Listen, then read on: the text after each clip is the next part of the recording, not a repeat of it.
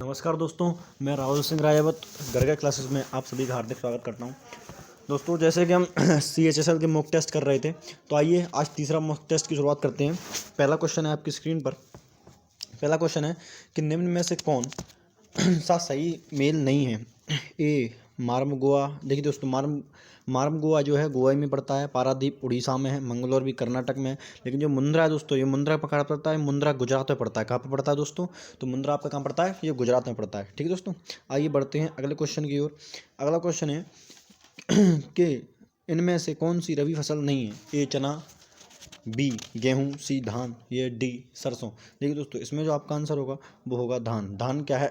धान एक रबी फसल नहीं है। ठीक है दोस्तों, आइए अब बढ़ते हैं अगले क्वेश्चन की ओर। अगला क्वेश्चन है कि पूर्व का जिब्राल्टर के किले का उपनाम है। ए उज्जैन का किला, बी विदिशा किला, सी भोपाल का किला, या डी ग्वालियर किला। तो दोस्तों जो पूर्व का जिब्राल्टर कहा जाता है वो कहा जाता है ग्वालियर किले को। किसको कहा जाता है? ग्वालियर किले को। इसका निर्माण सूरज सिंह ने करवाया था। किसने करवाया था? सूरज सेन। ये कुशवाहा वंश के थे। किस वंश के थे? तो ये कुशवाहा वंश के थे।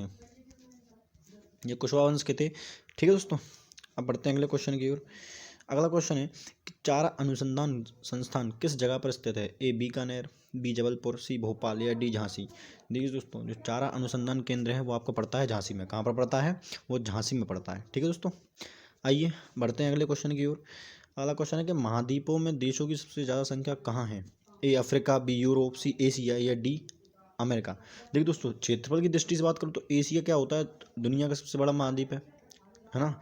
लेकिन अगर मैं बात करूँ देशों के हिसाब से, तो देशों में सबसे ज़्यादा जो देशों में सबसे बड़ा है वो है अफ्रीका। अफ्रीका में टोटल 52 देश पड़ते हैं। ठीक है, और एशिया की बात करूँ तो एशिया में कुल 48 देश पड़ते हैं। कितने पड़ते हैं? 48। ठीक है दोस्तों, तो इसका जो आंसर होगा ए अफ्रीका। ठीक है दोस्तों, आइए बढ़ते हैं अगले क्वेश्चन की ओर। अगला क्वेश्चन है कि निम्नलिखित अनुसूचित जनजातियों में कौन दीपावली को शोक दिवस के रूप में मनाता है। ए सहारिया, बी बैगा, सी पहाड़िया, या डी थारू जनजाति। देखिए दोस्तों, इसका जो आंसर है वो है डी थारू जनजाति, है ना। थारू जनजाति क्या है? तो दीपावली को शोक दिवस के रूप में मनाती है। अगर मैं बात करूँ थारू जनजाति को, ये कहाँ पाई जाती है? तो ये नेपाल और भारत के जो सटे हुए क्षेत्र हैं उन क्षेत्रों में ये पाई जाती है। ठीक है दोस्तों, आइए बढ़ते हैं अगले क्वेश्चन की ओर। अगला क्वेश्चन है कि आयरन स्तंभ स्थित है। ए कुतुब मीनार, बी हुमायूं का मकबरा, सी लाल किले परिसर में, या डी महाबोधि मंदिर परिसर।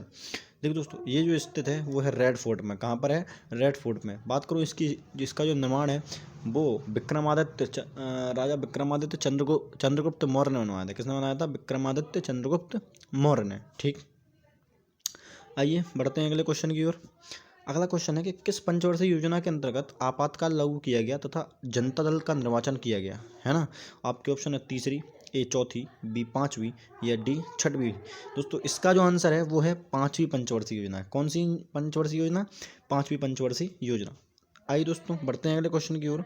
अगला क्वेश्चन है कि ओपन मार्केट ऑपरेशन भाग है। ए इनकम नीति का, बी राजकोषीय नीति का, सी क्रेडिट नीति का, या डी श्रम नीति का। तो दोस्तों, ओपन मार्केट जो ऑपरेशन भाग जो है वो है आपका क्रेडिट नीति का। किसका भाग है? क्रेडिट नीति का भाग है। आइए बढ़ते हैं अगले क्वेश्चन की ओर। अगला क्वेश्चन है कि भारत में राष्ट्रीय आय का सबसे बड़ा स्रोत क्या है। ए सेवा क्षेत्र, बी कृषि क्षेत्र, सी औद्योगिक क्षेत्र, या डी व्यापार क्षेत्र। देखो दोस्तों, जो राष्ट्रीय आय का भारत में जो राष्ट्रीय आय है उसका सबसे बड़ा जो क्षेत्र है वो है सेवा क्षेत्र। क्या है? सेवा क्षेत्र। लेकिन सबसे ज़्यादा रोजगार जो मिलता है वो मिलता है कृषि क्षेत्र में। किसमें मिलता है? कृषि क्षेत्र में। इसका आंसर जो होगा वो होगा ए। आइए बढ़ते हैं अगले क्वेश्चन की ओर।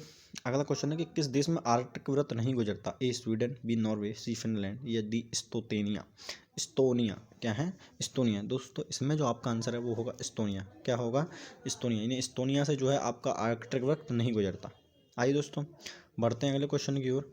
अगला क्वेश्चन है कि भूमि का क्षेत्र जो जल द्वारा तीन ओर से घिरा रहता है वो क्या है? जल संधि कहलाता है, या प्रायद्वीप कहलाता है, या द्वीप कहलाता है, या स्थूमस कहलाता है। देखो, एक ऐसा क्षेत्र जो तीनों ओर से पानी से घिरा रहता है वो क्या कहलाता है? तो दोस्तों, वो कहलाता है आपका प्रायद्वीप। क्या कहलाता है? प्रायद्वीप कहलाता है।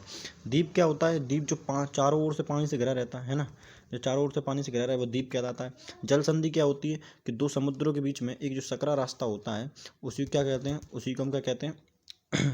क्या जल संधि कहते हैं। ठीक है दोस्तों, आइए बढ़ते हैं अगले क्वेश्चन की ओर।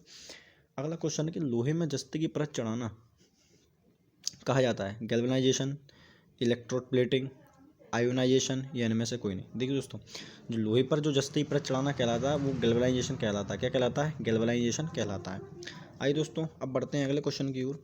अगला क्वेश्चन है कि कॉस्मिक किरणें हैं आवेशित कण, अनावेशित कण, आवेशित और अनावेशित हो सकती हैं, या इनमें से कोई नहीं। देखिए दोस्तों, जो कॉस्मिक जो किरणें होती हैं ना, वो आवेशित भी हो सकती हैं और अनावेशित भी हो सकती हैं, यानी ऑप्शन नंबर सी क्या होगा मेरा आंसर हो जाएगा। ठीक है दोस्तों, आइए बढ़ते हैं अगले क्वेश्चन की ओर। अगला क्वेश्चन है कि कब नागरिकता का निलंबन नहीं किया जा सकता? ए, जब वहाँ आपातकाल लगा हो, बी, जब वहाँ युद्ध हो रहा हो, सी, जब वहाँ चुनाव हो, या डी, बिना शर्त के इन्हें निलंबित कर सकता है। देखिए दोस्तों, आपातकाल को तुम बात करो कब निलंबित नहीं किया सकता? जब वहाँ पर युद्ध हो रहा हो। क्या हो? जब वहाँ पर युद्ध हो रहा हो। ठीक है दोस्तों, आइए बढ़ते हैं अगले क्वेश्चन की ओर। अगला क्वेश्चन है कि राज्य पुनर्गठन अधिनियम 1956 के अधीन निम्नलिखित में से किस राज्य का गठन नहीं हुआ? ए, आंध्र प्रदेश, बी, केरल, सी, महाराष्ट्र, या डी, मध्य प्रदेश। तो दोस्तों, जो राज्य पुनर्गठन अधिनियम 1956 है उसके तहत हमारा महाराष्ट्र का गठन नहीं हुआ। ठीक है, तो महाराष्ट्र के गठन की बात करूँ तो महाराष्ट्र का गठन 1960 में हुआ था। कहाँ हुआ था? 1960 में। ठीक है दोस्तों, आइए बढ़ते हैं अगले क्वेश्चन की ओर। अगला क्वेश्चन है कि 31 दिसंबर 1928 को दिल्ली में आयोजित अखिल भारतीय मुस्लिम दल सम्मेलन की अध्यक्षता निम्नलिखित में किसने की? ए, आगा खां, बी, M.A. जिन्ना, बी, फैजली हुसैन, सी, करीम जलाल। देखो दोस्तों, जो जो अखिल मुस्लिम दलों की जो सम्मेलन था उसका अध्यक्षता जो की थी वो की थी आगा खान ने। किसने की थी? आगा खान ने की थी। आइए दोस्तों, अब बढ़ते हैं अगले क्वेश्चन की ओर। अगला क्वेश्चन है कि दांडी मार्च के दौरान निम्नलिखित में किस अमेरिकी ने महात्मा गांधी का साथ दिया था? ए है H.N. ब्रैडफोर्ड, बी है वेब मिलर, सी, स्लोकाम्बा, या जी, जेम्स पैटरसन। देखिए दोस्तों, इसका जो आंसर है वो है वेब मिलर। वेब मिलर ने क्या किया था? दांडी मार्च में महात्मा गांधी का साथ दिया। अब दांडी मार्च हुआ कब था? तो ये 12 मार्च 1930 से लेकर अप्रैल 1930 तक चला था। कब चला था? 12 मार्च 1930 से लेकर अप्रैल 1930, यानी इसको नमक कानून भी हम बोल सकते हैं ना, ये नमक के खिलाफ था। ठीक है दोस्तों, अब बढ़ते हैं अगले क्वेश्चन की ओर। अगला क्वेश्चन है कि गदर पार्टी के प्रथम अध्यक्ष निम्नलिखित में से कौन थे? ए, लाला हरदयाल, बी, सोहन सिंह बखाना, सी, केसर सिंह, या डी, पंडित काशीराम। देखिए दोस्तों, मैं बात करूं गदर पार्टी की, तो गदर पार्टी के जो अध्यक्ष थे वो थे बखाना सिंह। कौन थे? सोहन सिंह बखाना। कौन थे? सोहन सिंह बखाना। बात को गदर पार्टी, तो गदर पार्टी की दोस्तों जो स्थापना हुई थी वो 1913 में हुई थी। कब हुई थी? 1913 में इसकी स्थापना हुई थी। कहाँ पर हुई थी? ये अमेरिका के सैन फ्रांसिस्को में हुई थी। कहाँ पर हुई थी? अमेरिका के सैन फ्रांसिस्को में हुई थी। ठीक है दोस्तों, अब बढ़ते हैं अगले क्वेश्चन की ओर। अगला क्वेश्चन है कि निम्नलिखित में से सम्मिलित कीजिए। देखिए दोस्तों, बात करूँ क्रिप्स मिशन की, तो क्रिप्स मिशन 1942 में भारत आया। चंपारण सत्याग्रह की बात करूँ तो चंपारण सत्याग्रह 1917 में हुआ, है ना। अखिल भारतीय खिलाफत आंदोलन की बात करूँ तो अखिल भारतीय खिलाफत आंदोलन 1919 में चला, और बारदौली सत्याग्रह आपका 1928 में हुआ, यानी ऑप्शन नंबर सी क्या होगा आपका बिल्कुल सही आंसर हो जाएगा। ठीक है, अब बढ़ते हैं अगले क्वेश्चन की ओर। अगला क्वेश्चन है कि बैडमिंटन राष्ट्रीय खेल है? ए, मलेशिया, बी, स्कॉटलैंड, सी, चीन, या डी, पूर्वी सोवियत संघ। देखो जो बैडमिंटन है वो आपका पूर्वी सोवियत संघ का क्या है? राष्ट्रीय खेल था। क्या है? पूर्वी सोवियत संघ का क्या है? राष्ट्रीय खेल है। ठीक है, अब बढ़ते हैं अगले क्वेश्चन की ओर। अगला क्वेश्चन है कि दक्षिण में उत्तरी दिशा से लगने वाली निम्नलिखित पहाड़ियों में सही स्थान श्रृंखला के नीचे दिए गए हैं। दक्षिणी से उत्तरी, देखिए पूछ रहा है दक्षिण से उत्तर जाएंगे तो हमको कौन सी पहाड़ी पहले मिलती जाएंगी? देखिए दोस्तों, सबसे पहले समताल पहाड़ी, क्योंकि ये महाराष्ट्र में पड़ती है। कहाँ पर है? समताल पहाड़ी। उसके बाद आपको मिलेगी कैमूर, ये पड़ती है MP में। कहाँ पर पड़ती है? कैमूर। उसके बाद पीर पंचाल तो जम्मू कश्मीर में हो गई, है ना। पीर पंचाल कहाँ पे है? जम्मू कश्मीर में। नागा पहाड़ी की बात करूँ तो ये पड़ती है नागालैंड में, है ना। तो सबसे लास्ट में मिलेगी नागालैंड। तो सबसे लास्ट में 3 किस में? ऑप्शन नंबर बी, है ना। ऑप्शन नंबर बी किस में? ऑप्शन नंबर बी आपका बिल्कुल सही आंसर हो जाएगा। आइए दोस्तों, बढ़ते हैं अगले क्वेश्चन की ओर। अगला क्वेश्चन है कि निम्नलिखित में से कौन सा सही से मेल नहीं खाता?